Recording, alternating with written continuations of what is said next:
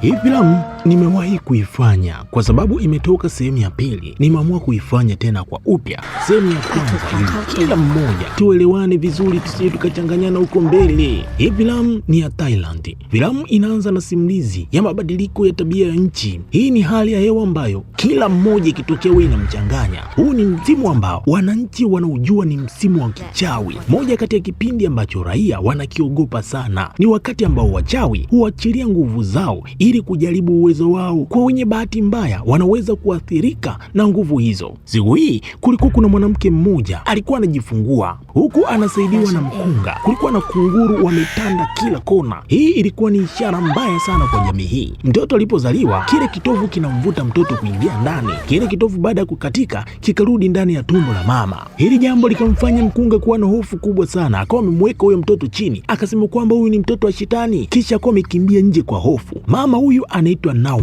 akawa anashangaa kumwona mtoto wake akiwa anatafuna kitovu chake yeye mwenyewe. Nje hali ya hewa ni mbaya kinoma, kunguru wanaanguka chini mmoja baada ya mwingine. Sasa kuna mmoja wao akawa ameangukia kamera hapa. Anyways, miaka 9 baadaye mtoto yule alikuwa, lakini wanakijiji walikuwa wanamtenga, walimuona kama ni mtoto mwenye mikosi. Kuna manki mmoja akawa amefika hapa, akamuuliza huyu binti, jina lako ni nani? Binti alikuwa hana jina lolote mpaka umri huu. Mangi akasema kwamba kuanzia sasa utaitwa Pana ili watu wakupende na wakuthamini. Wakati anamfunga uzi mtakatifu huku akisoma dua, ghafla Mangi huyo akawa ameanguka chini kwa maumivu makali, akatapika damu. Wananchi wakawa wamefurika hapo, wakaanza kumshutumu mama yake huyu mtoto, kwa nini amemleta huyu mtoto eneo la watu, na huyu mwanamama hajawahi kabisa kumpenda huyu binti yake. Miaka ikasonga mbele. Kwa sasa Pana yuko anasoma, lakini kama kawaida watu bado walikuwa hawataki kabisa kuwa karibu na huyu binti. Kuna kundi la mabinti hapa wanamwangalia kijana mmoja anacheza mpira na ubonda kweli. Huyu jamaa anaitwa Peng, ndo CR7 wao. Sasa binti mmoja anaitwa Jipu yuko na kundi lake, yani machawa. Sasa huyu binti anampenda sana Peng. Sasa sio yeye tu anayempenda huyu kijana, kuna binti mwingine hapa pembeni anaitwa Champong na anamshabikia kivyake vyake, yani kila mmoja hapa anavutia kombe upande wake. Wakati wa mapumziko, Champong akawa amechukua kinywaji ili kumpelekea, lakini kwa makusudi Jipu na wenzake wakawa wamempiga mtama. Lakini cha kushangaza, Peng akawa amefika hapo kwa ajili ya kumsaidia huyu binti.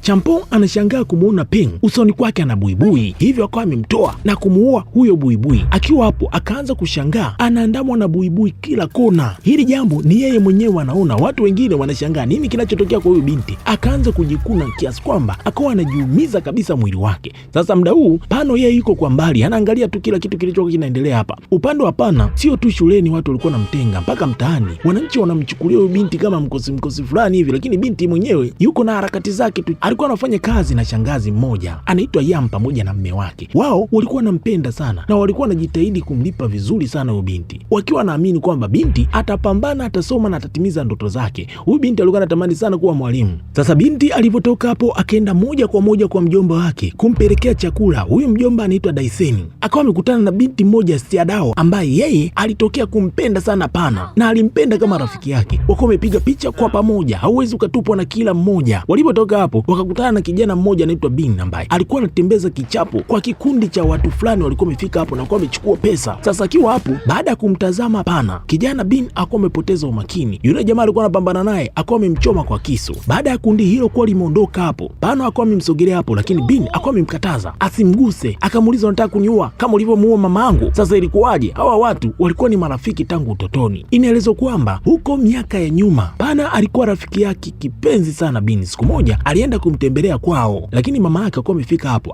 akamkataza, akamtaka huyu binti aondoke nyumbani hapo, asiwe karibu kabisa na kijana wake. Huyu mwanamama mara ghafla tu kuna nguvu ya ajabu ilikuwa imemshambulia, akawa manguka chini. Sasa Pana alikuwa anapambana kumsaidia huyu mwanamama kutoka kwenye hizi nguvu ambazo zilikuwa zinamkabili, lakini katikati ya mchakato mme wake huyu mwanamke akawa ametokea hapa pamoja na kijana wake Bini. Wakawa wamefika hapa, wakajua moja kwa moja Pana ndiye aliyehusika kumuua huyu mwanamke. Siadao baada ya kuelezwa kila kitu, Pana akawa amemuuliza, wewe huogopi kuwa na rafiki na mtu kama mimi? Huyu binti yeye wala hakuwa kabisa na mambo mengine ya kumwazia vibaya rafiki yake, ndo kwanza aliendelea kumpenda tu. Wewe kupenda rafiki mchawi kama huyu, mwenye nguvu kama huyu, binti yako ameona ni sifa tu kwake. Sasa upande wa mama yake Pana nyumbani alikuwa busy kufanya tambiko kwenye kiumbe fulani hivi, ni kiumbe chenye mfano wa mtoto. Sasa wakati haya yanaendelea, Pana na yeye akawa amefika nyumbani hapo, akaanza kusikia sauti za mtoto akiwa analia. Hili jambo lilikuwa limemshangaza, hivyo akawa amesogea hapo kwa ajili ya kwenda kutazama nini kinachoendelea. Akamuona mama yake alikuwa anahitaji kujiondoa uhai. Pana akawa ameingia hapo kwenda kumzuia mamake asifanye jambo kama hilo, lakini mamake akamwambia kwamba ni afadhali ungeniacha nifanye hivi. Sasa binti baada ya kurudi chumbani kwake, usingizi umekolea, akaanza kuota ndoto ya kutisha. Akaona yuko kwenye jumba moja kubwa, kuna ibada ya kishirikina inaendelea hapa. Anaona kuna alama za kichawi mgongoni kwa mwanamke mmoja. Baada ya mwanamke kugeuka, binti akashtuka kwamba yule alikuwa ni mama yake. Ghafla binti akaanza kuhisi kama kuna mtoto tumboni mwake anataka kutoka hapo tumboni. Hili jambo lilikuwa limemshtua binti na kutoka kwenye ndoto. Siku iliyofuata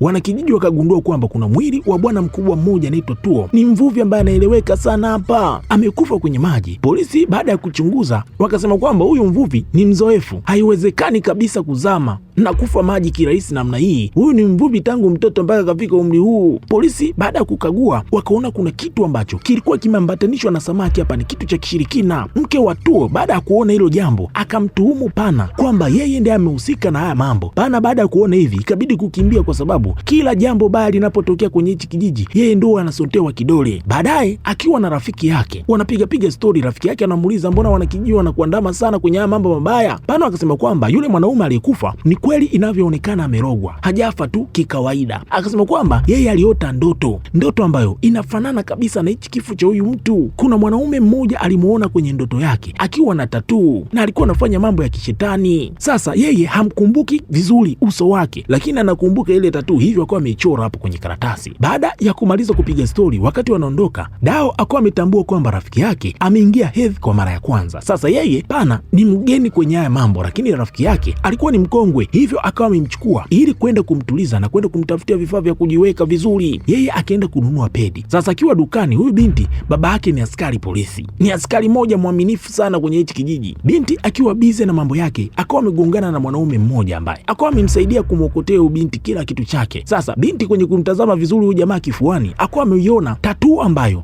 sawa na Pano aloichora. Sasa hili jambo likamtia hofu sana huyu binti. Binti akaanza kupambana kurudi nyumbani, na kweli yule bwana mkubwa hakuwa mzuri, akaanza kunena maneno ya kichawi ili kumlogo huyo binti. Kweli binti akaanza kuhisi maumivu, mara akatapika mayai mabichi, kuangalia mara kuna kijusi kabisa kiko hapo. Sasa akiwa anagugulia maumivu, Pana akawa amefika hapo, anajitahidi kumsaidia Siadao kwa sababu alikuwa karibu sana na nyumbani. Hali ya binti ikawa imegeuka na kuwa mbaya kinoma, mara mijusi wakaanza kumtoka ndani ya mwili wake. Baba yake Siadao akawa amefika hapo kwa sababu alisikia makelele. Baada ya kufika hapo akamweka chini ya ulinzi Pana. Baba yake Siadao akamuuliza dokta kifo cha binti yake kilisababishwa na nini. Dokta akisema kwamba alipoteza damu nyingi sana kutokana na majeraha makubwa yaliyompata kwenye koo na kila sehemu palipo na tundu mpaka sehemu zake za siri. Inaonekana kuna vitu vya ajabu vilimtoka. Akamuuliza baba yake Siadao, lakini huyu mzee akasema kwamba yeye alichokiona alimuona tu Pana akiwa karibu na binti yake kamshika shingo. Dokta akamuuliza vipi kuhusiana na haya majeraha? Mzee akakosa jibu. Alipotoka hapo moja kwa moja akaenda kwa Pana, akamfungulia akamwambia kwamba ondoka hapa kabla sijabadilisha mawazo. Binti akawa ameondoka tu. Sasa baada ya kurudi nyumbani, mama yake akamwashia moto sana. Kwa nini umeenda kusababisha matatizo huko? Akawa amemweka ndani ya chumba. Sasa huyu mama amepokea ujumbe ambao unamuhusu binti yake. Ujumbe huo ulikuwa unamwambia kwamba huyu mwanamama, binti yako amepata hedhi yake ya kwanza, muda umefika. Sasa muda gani tutajua. Upande Pana akiwa ndani anatazama picha ya rafiki yake, mara akaanza kusikia sauti za ajabu, akaanza kumuita mama yake ili amsaidie kuondoka katika eneo hilo, lakini mama alikuwa anasikia kila kitu. Mara huyu binti akaanza kuona kama mwili wake unawashwa, mara anaanza kutokwa vipele vya ajabu binti mpaka ngozi ikaanza kumbanduka. Hili jambo likamtia hofu sana. Binti akapiga kelele kwa sababu ya uoga. Baada ya kukucha akajiangalia kwenye kioo, akajiona ni kisu kinoma, yani amekuwa piskali. Alivyotoka hapo kwenda shuleni, kila mmoja alikuwa anatamani kumwangalia tu huyu binti. Mvuto umekuwa ni mkubwa mno. Binti akaenda moja kwa moja mpaka darasani na maua yake akaenda kuyaweka katika siti ya rafiki yake Siadao. Binti aliapa kabisa atashughulika na wale wote ambao walisababisha kumuondoa maisha rafiki yake. Peng, kijana handsome wa hii shule, akamfuata binti na akamwambia kwamba unajua kwamba wanaume wengi wanatamani kuwa na wewe. Sasa wakati wanazungumza haya mambo, Jib alikuwa anasikia kila kitu na yeye alikuwa anampenda sana Peng. Pana akamwambia Peng kwamba anamuomba amsindikize sehemu usiku huo. Kweli mshikaji akakubali kumsindikiza. Alimsindikiza moja kwa moja mpaka katika hekalu ambalo limetelekezwa. Peng asema kwamba hili eneo limetelekezwa kwa sababu kila mtawa aliyewahi kufanya kazi hapa alikufa. Pana yeye anasema kwamba hili hekalu halijawahi kutelekezwa, linafanya kazi. Sasa akiwa hapo akaona sanamu ambayo ilikuwa na tatuu kama ambayo yeye mwenyewe aliona. Ghafla Jib pamoja na marafiki zake walikuwa wamefika hapo. Jip akamshukuru Peng kwa kusema kwamba kwa sasa nimeamini kweli unanipenda. Kwa nini? Huyu binti na familia yake wanamdai sana Peng pamoja na familia yake nzima. Hivyo alikuwa anamtumikisha tu Peng kwa namna ambavyo anataka, na alitamani sana kumpata huyu binti sehemu nzuri kama hii. Pana baada ya kuona hivyo akaona hapa ni hatari, kajaribu kukimbia, lakini watu walikuwa wamemkamata. Watu wakaanza na kumvua nguo hapa. Sijui ni nini ambacho kinataka kutokea hapa. Vijana wamejiandaa kwa ajili ya kumfaidi, lakini kwa bahati nzuri Bin akawa amefika hapo, akatembeza kichapo kwa watu wote mpaka Peng akawaacha hapo watu huku hoi. Akamchukua Pana na kuondoka naye. Pana akawa amemshukuru Bin, akamwambia kwamba asante kwa msaada, lakini mshikaji akasema kwamba unafikiri nimekusaidia kwa wema? Mimi pekee ndiye ninayeruhusiwa kukutesa wewe. Sasa Pana akaona kabisa kama watu ambao ni watesi wake wanataka kumzoea. Kesho yake akaenda na mkasi, alitembeza kichapo kwa watu wote, wanafunzi wote ambao walikuwa na uhasama naye. Baada ya hapo usiku akaenda moja kwa moja kwa Monk Aboti na kwenda kukiri kwamba ameshambulia wanafunzi wenzake, jambo ambalo huyo binti wala hakuwa anapenda kabisa kulifanya hivyo. Aboti akamwambia kwamba angalau haukufanya jambo baya zaidi, na akawa amemuuliza kama yuko tayari kusamehe, ni jambo jema zaidi. Sasa Aboti huko nyuma aliwahi kusumbuliwa na laana fulani ya nguvu za giza. Aboti anajua kabisa huyu binti ana uwezo wa kufyonza laana ya mtu mwingine kwa nguvu zake, hivyo akawa amemtaka binti amsaidie katika hilo. Kweli binti akawa amefanya kwa kutumia nguvu zake ili kumfyonza laana zote ambazo zilikuwa zimemkumba bwana mkubwa Aboti na kumuingia ndani ya mwili wake. Sasa muda wote haya mambo yote yanaendelea, Bin alikuwa anafuatilia kila kitu kwa siri siri. Upande wa binti Jib,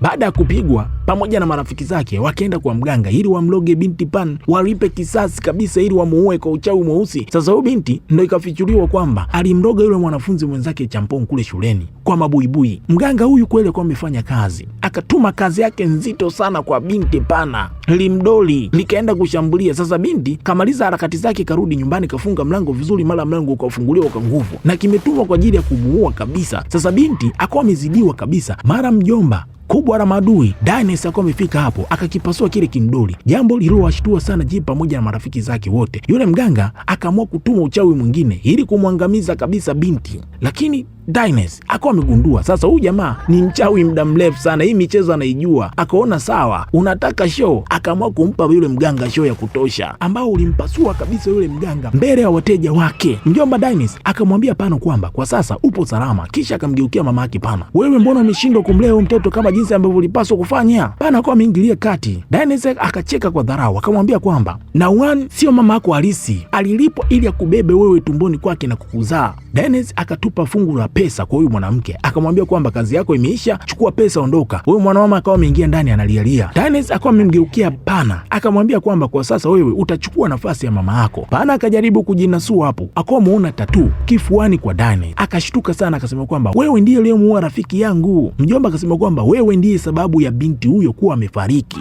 Muda huo huo mama yake Pana akawa ametokea hapo na kumchoma huyu mzee kisu mgongoni, akawa amemchukua binti yake na akawa amekimbia hapa, amemtetea binti kwa mara ya kwanza. Lakini kuna mwanaume mmoja ambaye alikuwa anawafuatilia, mara kundi la kunguru likawavamia Pana pamoja na mama yake, walimjeruhi hawa kunguru. Huyu mwanamama hawakumgusa kabisa Pana, na kunguru mmoja akawa amepita na shingo la huyo mwanamama. Sasa muda huu Pana pamoja na mama yake walikuwa wanakimbilia sehemu moja ambapo kuna mwanamke mwingine anafanya tambiko kwa ajili ya kufukuza wale kunguru. Kweli wakawa wamefanyikiwa kufika sehemu hiyo na yule mwanamke akawa amewasaidia. Sasa mama yake Pana alikuwa katika hali mbaya sana. Kabla hajafariki akawa amemuomba radhi mwanaye, akamwambia amsamehe, na akawa amemuomba huyu mwanamke amchunge mtoto wake. Kisha huyu mwanamama akawa amefariki katika mikono ya binti yake. Sasa huyu mwanamke anaitwa ni dada yake na mama yake Pana, kwa hiyo binti yuko mikononi salama kabisa. Turudi upande kwa bwana mkubwa Bin, kaenda moja kwa moja katika nyumba ya kina Pana, anamwangalia rafiki yake kama yuko huko. Mara maaskari walikuwa wamefika hapo pamoja na baba yake Siadao, wakawa wamefika hapo, wanamuuliza Pana yuko wapi. Kwa mujibu wa ripoti zilizoripotiwa na Jibu na marafiki zake kwamba mganga alifariki baada ya kuwa amerogwa na Pana, ndio maana wamefika hapa.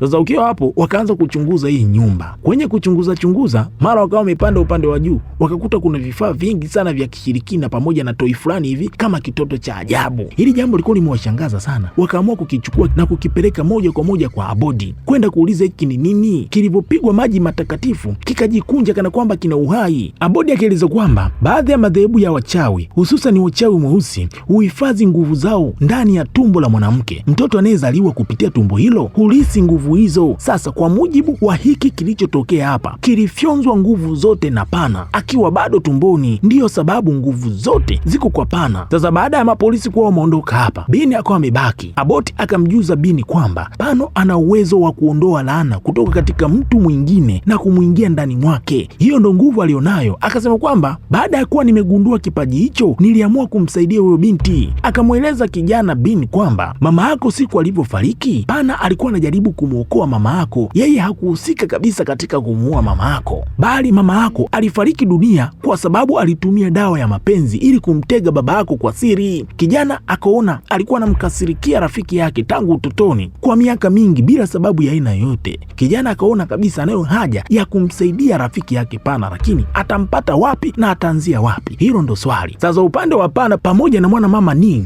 akawa amemwelezea Pana kwamba Nuan, yani mama yako, alikuwa ni mwimbaji hapo zamani, lakini wazazi hawakumuunga mkono kabisa katika kipaji hicho. Nuan aliamua kuhama na kupanga kwenda Bangkok kwa ajili ya kwenda kupambania ndoto zake, lakini siku moja alikutana na watu ambao wanaabudu nguvu za giza. Wao walimwahidi kumpa pesa nyingi sana, na kiufupi walimpa pesa nyingi sana ili tu abebe mtoto wao ndani ya tumbo lake, yani binti abebe mimba yao. Binti akawa amekubali kufanya hilo jambo. Sasa Ni akamwambia Pana kwamba mama yako alikuwa anaandika barua nyingi sana kwa ajili yangu na kwa ajili yako, hivyo akawa amempatia hizo barua ili binti azisome yeye mwenyewe. Ndani ya barua mama yake alisema kwamba maisha yake yaliisha siku moja tu ambapo yule mtoto, yani mimba aliyoibeba mara ya kwanza ya wale watu wanaoabudu shetani, alipofariki tumboni. Hilo jambo likamfanya huyo mama kukaa katika kifungo kikubwa sana. Yeye alimuona kabisa Pana kama ni laana, na alikiri kwamba hakuwahi kabisa kumpenda Pana na wala hakuwahi kabisa kumuona kama ni mtoto wake wa kumzaa. Sasa hapa tunagundua kwamba kile kiumbe kama kikarafuu ndio kiumbe cha kwanza ambacho kilifariki cha huyu mwanamama. Pana kwa bahati mbaya au bahati nzuri alichukua nguvu zote za kishirikina. Sasa mama yake Pana anasema kwamba hakuwahi kabisa kumpenda wala hakuwahi kumuonesha kabisa kumpenda huyu binti, lakini sasa kwa bahati mbaya Pana hakuwahi kuonesha lawama ya aina yoyote kwa mama yake, wala hakuwahi kuonesha kwamba aliwahi kumchukia mama yake. Ndio kwanza alikuwa anampenda na aliamua kusoma kwa bidii. Hili jambo likaanza kumfanya mama yake kwanza kujiona kama mtu mwenye hatia. Alijiuliza kama Pana atakapokuja kujua hatima yake inayomsubiri huko mbele. Akashindwa kabisa kuelewa wazi huyu mwanamama, yani mama yake Pana, kama ampenda huyu binti ama asimpende. Sasa binti anaendelea kusoma barua, mara Ni akaona kuna kunguru kibao anasogea hapo, hivyo akawa amemchukua binti na kumwingiza ndani. Huu muda Darkness anafanya tambiko la kishetani ili kuchukua nguvu zote kutoka kwa huyu binti Pana. Sasa Ni akamsii binti apambane asiruhusu jambo hilo litokee, kwa sababu atakaporuhusu jambo hilo litokee kuna vitu viwili tu ambavyo vitatokea, ni nguvu zitaondoka na yeye atakufa. Akaanza kusoma maneno ya kichawi ili kumlinda binti Pana, na Pana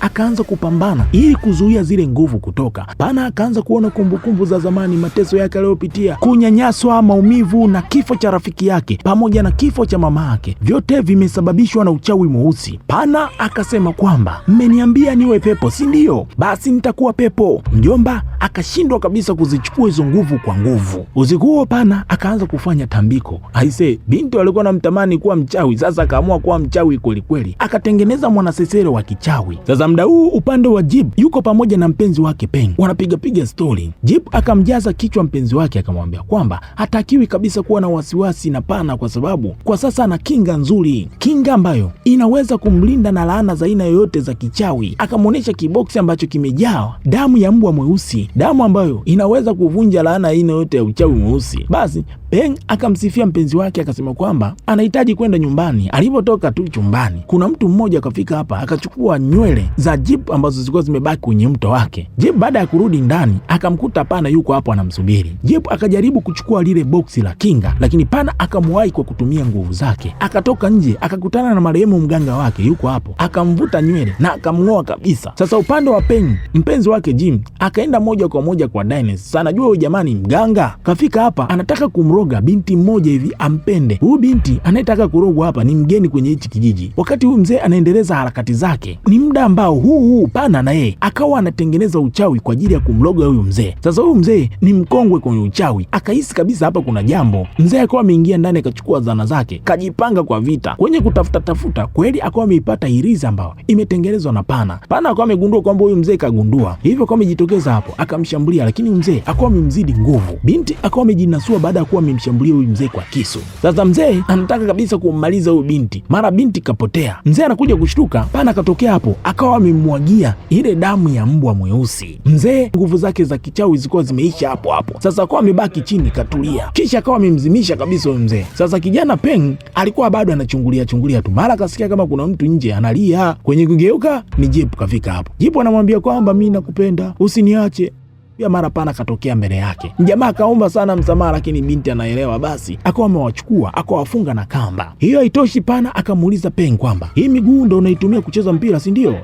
Akaamua kumpunguza kwanza urefu wa vidole. Binti akaona kama hiyo haitoshi, akawaunganisha kwa nyaya. Hawa watu si mwili mmoja? Sasa upande wa shuleni, mkuu wa shule pamoja na mlinzi wakagundua kwamba kuna miili ya wanafunzi 4 ndani ya darasa. Mlinzi akawa amekimbia kwenda kuripoti polisi. Wakati huo kijana Bin baada ya kumsubiri sana pana nyumbani, binti arudi nyumbani hapo. Sasa akiwa anazunguka hapo, mara polisi wakawa wamefika hapo, wakamuuliza pana yuko wapi. Mmoja akaenda kutafuta watu huko ndani waliojificha, mara akarudi na makelele. Baada ya kufika hapo, wakaukuta mwili wa Dennis. Hili jambo likaongeza mashaka sana. Baada ya kutoka hapo, wakaenda moja kwa moja katika nyumba ya Dennis kwenda kuchunguza. Wakakuta maiti ya Peng pamoja na mpenzi wake Jip wako hapo. Sasa wakiwa hapo, askari mmoja akawa amemletea babake Dao picha moja. Bin akasema kwamba huyu mtu ambaye anaonekana kwenye picha watu wengi wanamheshimu sana, sijui ni nini kinachoendelea hapa. Babake Dao akaanza kuhisi kabisa hapa kuna namna haya mauaji yanaunganikana moja kwa moja na pana. Yawezekana pana analipa kisasi juu ya watu ambao wamehusika na rafiki yake. Akikumbuka na ile tatu, anahisi kabisa kuna jambo jingine kubwa ambalo linafichwa nyuma haya mambo yote. Sasa kwenye hii jamii walikuwa wanafanya tambiko kwa wanakijiji wote wanaoamini kuhusiana na hili dhehebu. Sasa polisi siku hiyo walikuwa wamefika hapo, wanaamini kabisa ni lazima pana afike hapo kwa ajili ya kulipiza kisasi kwa wale watu wenye tatuu, kwa sababu mara nyingi wao ndo huwa wanasimamia hili zoezi katika kila kitu.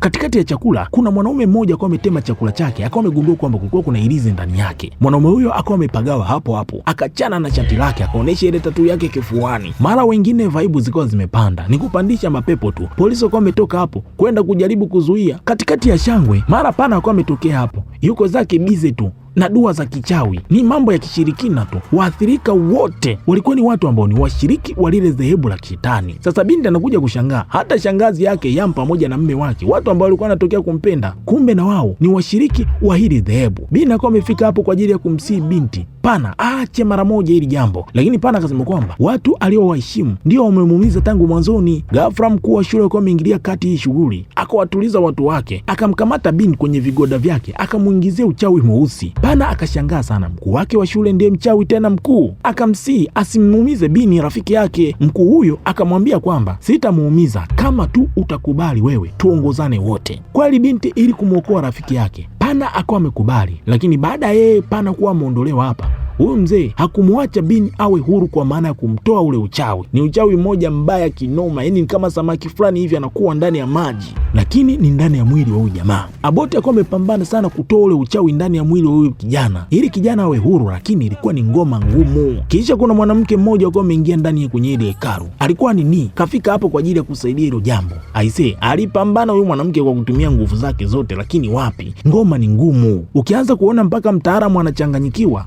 Sasa wewe mgonjwa sijui ndio ufanyeje. Aboti akamgusia kuhusiana na kile kiumbe cha ajabu kiko ndani hapa. Huyu mwanamke akawa amepata wazo na akaamua kukitumia kile kiumbe ili kumtuliza Bini, na kweli akawa amefanyikiwa kumtoa kabisa ule uchawi baada ya kufanywa kuwa huru tu. Bini akasema kwamba anatoka hapo kwenda kumwokoa rafiki yake. Wakati huo huo, upande wa Pana akaandaliwa kwa ajili ya tambiko kwenye hekalu ambalo limetelekezwa kisiwani huko. Mkuu wa shule anapambania kila kitu, akamwambia Pana kwamba kwa sasa huko salama kabisa, lakini Pana akamshutumu akamwambia kwamba wewe ni msaliti, wewe ni baba yangu, wewe ni mkuu wangu wa shule, na sasa tena wewe unataka kuniharibia maisha yangu. Lakini mkuu akasema kwamba hii ni ibada takatifu, ni kuhamisha tu nguvu kabla sijaondoka kabisa hapa duniani, na mtoto atakayezaliwa baina ya mimi na wewe ni mtoto ambaye atalisi hizi nguvu zote. Yaani hapa kinachotakiwa kufanyika ni kipigwe kilimo mdondoko mbele ya hawa watu wote wanaoamini hili dhehebu, nguvu zilizomo ndani ya huyu binti zije kwa huyu bwana mkubwa, na kisha mimba yoyote itakayotungwa baada ya hili jambo, huyo mtoto atakapozaliwa atakuja kuwa mrithi wa kila kitu. Hilo ndo jambo ambalo linatakiwa kutokea hapa. Binti ana kazi nyingi. Sasa wakati hili jambo linaenda kutekelezwa, baba yake Siadao akawa amefika hapo, akafyatua risasi baada ya kuona kama huyu mjemba yuko serious sana na haya mambo. Wale watu wa hili dhehebu wakaanza kutangatanga, wanajaribu kwenda kutuliza kila kitu kiwe sawa. Askari ni kufyatua risasi tu. Sasa mkuu alivyoona hivyo, akaamua kutumia uchawi wake kuita wale kunguru waje wawashughulikia hawa watu. Sasa mkuu yuko hapo anashangaa, wale kunguru wanaanza kudondoka chini tu, wameiva. Kama kuna mtu kati yenu ni mraji mzuri wa kunguru, haisee kapitwa na nyama za kutosha sehemu hii. Mkuu baada ya kuona sasa hii hali inaenda kuvurugika, akaamua kutumia mbinu mbadala. Akachukua ile sanamu yake na kumvalisha pana ili atumie nguvu zingine za ziada kumtoa nguvu zote huyu binti ziingie katika hili sanamu alilomvalisha. Sasa katikati ya shughuli hiyo, Bin akawa amefika hapo na kumpiga panga, lakini likadunda.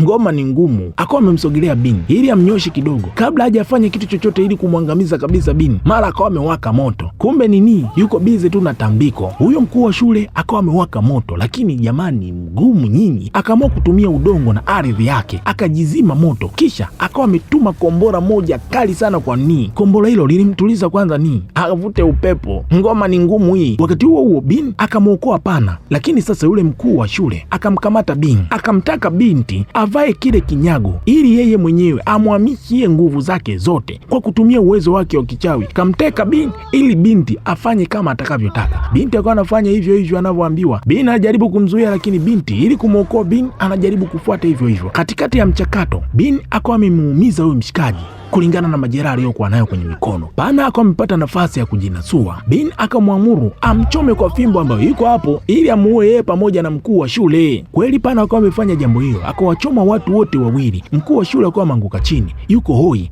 akasema kwamba hata ukinishinda mimi, kilicho changu hakitakuacha milele. Kwa hasira Pana akasimama, akachukua kisu, akampasua, akasema kwamba nitachukua nguvu zako zote kwa ajili ya thamani yangu. Akaingiza mkono ndani ya mwili huyu mkuu wa shule, akachomoa betri, yani moyo, akaung'ata kabisa na kuung'ata. Binti anashangaa, binti kawaje tena? Binti baada ya kutoka hapo, kile kinyago akachukua moja kwa moja akairudisha kwenye sanamu, akapiga magoti mbele yake, akasema kwamba ninarudisha nguvu hizi kwa Mungu wa macho matatu. Akaanza kusoma maneno ya kichawi, nguvu zote zikaanza kumtoka mwilini na kurudi kwenye ile sanamu, kisha akawa manguka chini. Siku kadhaa Bin alikuwa hospitalini, yuko sawa, yuko pamoja na baba yake. Baba yake Siadao akaenda moja kwa moja kumtembelea Aboti. Aboti akasema kwamba dhehebu hilo limekuwa likiwatumia wanakijiji kwa siri kwa muda mrefu sana bila wao kujua. Walikuwa wanatumia tamaa na uchu wao kuwavuta watu wao kwenye uchawi mweusi kwa manufaa yao wenyewe bila wanakijiji wao kujua. Walitumia nguvu zao kuharibu na kuwafukuza watawa wote kwenye mahekalu, watu wote ambao walikuwa kinyume na wao. Baba yake Siadao akasema kwamba hivi inamaanisha kwamba Pana alikuwa ni kama nuru iliyozaliwa ndani ya giza. Aboti akawa ameongeza akasema kwamba kwa sasa unapaswa kuelewa kwamba kila kitu ambacho Pana alikifanya ilikuwa ni kusaidia wanakijiji ili kujinasua kutoka kwenye udhibiti wa dhehebu hilo. Upande wa Pana sasa alikuwa bado yuko usingizini, yuko kama kwenye koma kwa siku nyingi sana. Bin aliendelea kumtembelea ili kujaribu kumjulia hali binti huyo. Siku moja kuna kipepeo kiko kimeingia ndani kwenye nyumba hii, kikasimama kwenye mwili wa Pana kwa muda mdogo, kisha kiwa kimondoka. Kesho yake Pana akawa amepata ufahamu. Bin yuko hapo kafurahi sana baada ya kumwona rafiki yake karudi katika uhai, lakini Pana akawa amemuuliza, mimi ni nani na wewe ni nani?